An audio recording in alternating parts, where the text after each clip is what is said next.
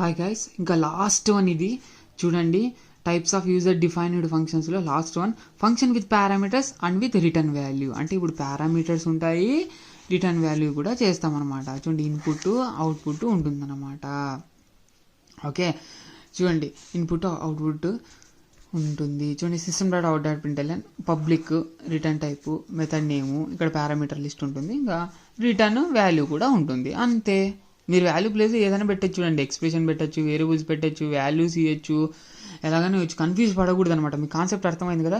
So concept అర్థమైనట్లయితే ఒక like వేసుకోండి. అదేవిధంగా సబ్స్క్రైబ్ చేయడం మర్చిపోవద్దు, చాలామంది సబ్స్క్రైబ్ చేయడం లేదు, చూసుకోండి. ఇది చూడండి, ఫంక్షన్ కాలింగ్, మెథడ్ నేము, పారామీటర్ లిస్ట్ పాస్ చేస్తాం. జస్ట్ వాల్యూస్ పాస్ చేస్తాం అంతే. ఇక్కడ వేరియబుల్స్ కానీ ఎక్స్ప్రెషన్ కానీ జస్ట్ పాస్ చేస్తాం అంతే. ఓకే, ఇక్కడ మనకు with data type variable name చెప్తాం, ఎందుకంటే ఇక్కడ సపరేట్గా మరి ఒక కంటైనర్ అయితే క్రియేట్ అవుతుంది అనమాట. కంటైనర్. ఓకే, సో వేరియబుల్ 1కి ఒక కంటైనర్ క్రియేట్ చేసుకుంటాం, ఎందుకంటే మనకి మనకు మెథడ్ మొత్తం అవే వాల్యూస్ ఉపయోగించుకోవడానికి ఈ విధంగా చేసుకుంటాం. అర్థమైంది కదా. ఇక్కడ జస్ట్ పాస్ చేయడం మట్టుకే కాలింగ్లో. తర్వాత ఇక్కడ మనం రిసీవ్ చేసుకుంటాం. రిసీవింగ్ కూడా ఉంటుంది ఇక్కడ, గుర్తుపెట్టుకోండి. ఇక్కడ రిసీవింగ్ చేసుకొని ఆ తగ్గట్టు మనకు వేరియబుల్ నేమ్లో పెట్టేసుకొని ఆ వేరియబుల్ నేమే యూజ్ చేసుకుంటాం ఎంటైర్ మెథడ్ మొత్తం బాడీలో.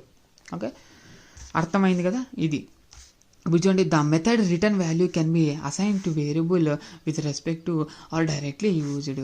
చెప్పాను కదా నేను. ఇప్పుడు మనకు ఒక ఫంక్షన్ రిటర్న్ చేస్తుంది వాల్యూ అన్నప్పుడు దాన్ని మనం ఒక వేరియబుల్కైనా అసైన్ చేసుకోవచ్చు with respect to data type. Okay, వేరియబుల్కైనా అసైన్ చేసుకోవచ్చు, లేదు అంటే డైరెక్ట్గానే యూజ్ చేసుకోవచ్చు, అంటే ప్రింటింగ్ స్టేట్మెంట్లో పెట్టేయచ్చు, ఎందుకంటే అది రిటర్న్ చేస్తుంది కాబట్టి వాల్యూ.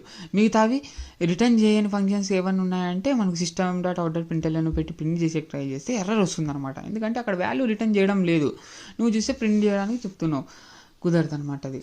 ఓకే, ఇది ఇప్పుడు చూడండి. ఇప్పుడు ఎగ్జాంపుల్, ఇప్పుడు పబ్లిక్ స్ట్రింగ్ అనేసి ఇచ్చా, నేమ్ ఇంటూ ఏ కామా ఇంటూ బి అని రాసేసి రిటర్న్ జావా అనేసి ఇచ్చేసా.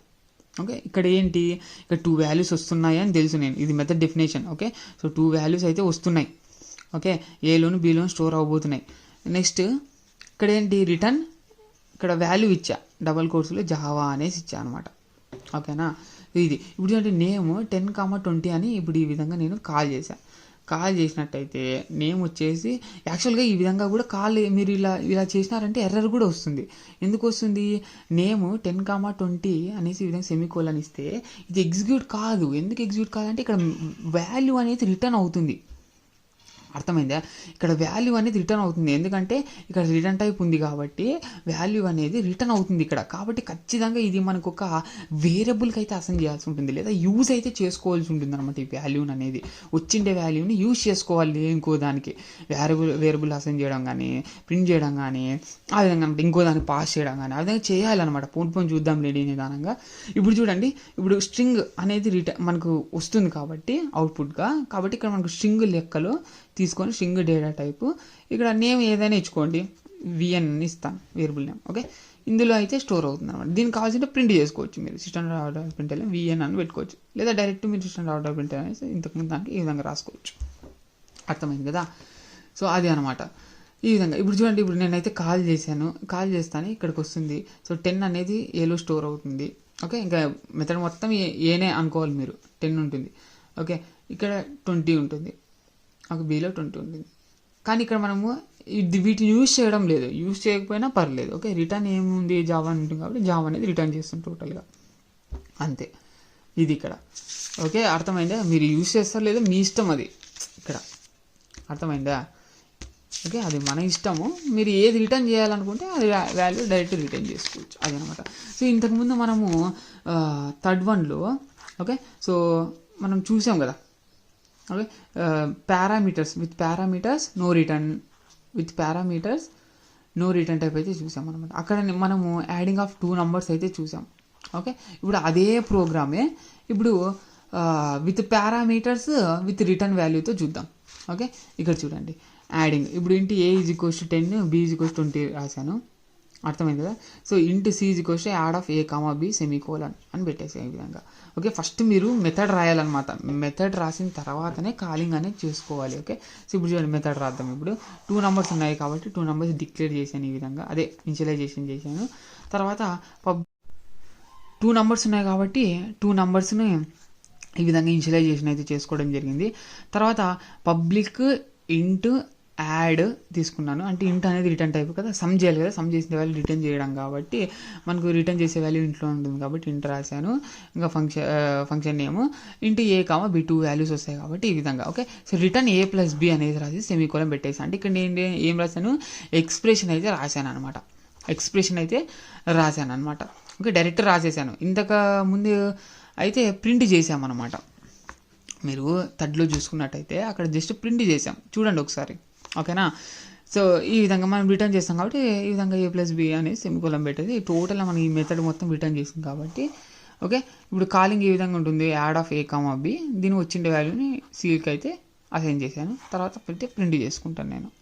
ఓకే, ఈ విధంగా అయితే ఉంటుంది. లేదా ఈ విధంగా వేరియబుల్స్ అసైన్ చేసుకోకుండా డైరెక్ట్గా ఇది add of a comma b అనేసి ఇక్కడ పెట్టేసేయండి. Okay, add of comma b అన్న ఇక్కడ మనకు వాల్యూ రిటర్న్ అవుతుంది కాబట్టి డైరెక్ట్ ప్రింట్ అయిపోతుంది అది మనకు. ఓకే, మనకి ఏదైనా వాల్యూ రిటర్న్ అవుతుంది అన్నప్పుడే మనం ప్రింట్ చేసుకోగలం దాన్ని, గుర్తుపెట్టుకోండి, ఇది very very important point.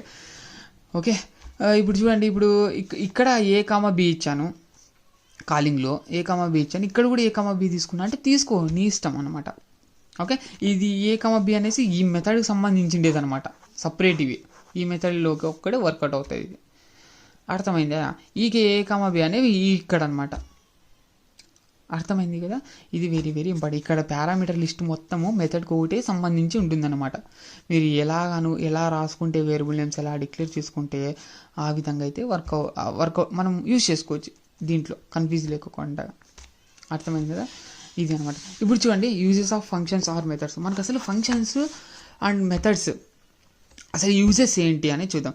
More readable and easy to understand కదా, మనం ఈజీగా ఉంటుంది అండర్స్టాండ్. ఈ విధంగా మనకు ఇన్పుట్స్ ఏవైనా పాస్ చేస్తున్నాము అన్నప్పుడు, తర్వాత ఆ వేరియబుల్ ఈ విధంగా రాసుకున్నప్పుడు మనము ఏ బిని ఇందులో యూజ్ చేసుకోవడము, మనకు తగ్గట్టుగా నేమ్స్ ఇచ్చుకోవడం, ఇక్కడ ఈజీగా రీడ్ చేసుకోవచ్చు, కోడింగ్ కూడా ఈజీగా ఉంటుంది అన్నమాట.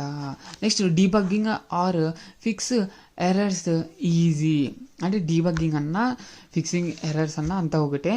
అంటే మనకు ఈజీగా మనకు తెలిసిపోతుంది, అర్థమైంది కదా, ఈజీగా మనకు ఎర్రర్స్ అనేది ఫైండ్ అవుట్ చేయొచ్చు అనమాట. పోను ఇంకా కోడింగ్ పెద్దది ఉన్నప్పుడు మీకే అర్థమవుతుంది. అర్థమైంది కదా ఇది. Next avoid rewriting same logic. అంతే కదా, మనకు ఇప్పుడు యాడింగ్ ఆఫ్ 2 నంబర్స్ అంటే ఈ మెథడ్ని కాల్ చేస్తే అయిపోతుంది అంతే.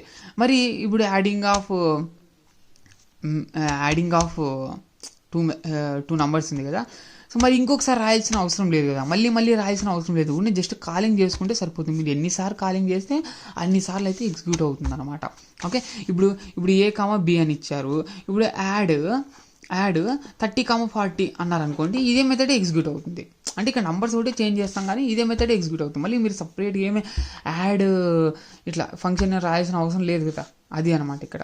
Okay, avoid rewriting same logic. Next call a function number of times. ఈ విధంగా మీరు ఎన్నిసార్లు అయినా కాల్ చేసుకోవచ్చు. Next modularity or code duplication reduced. ఈ విధంగా మళ్ళీ రాయకోకుండా, రాసిండే లైనే రాయకోకుండా మనకు కోడ్ డూప్లికేషన్ అనేది తగ్గుతుంది.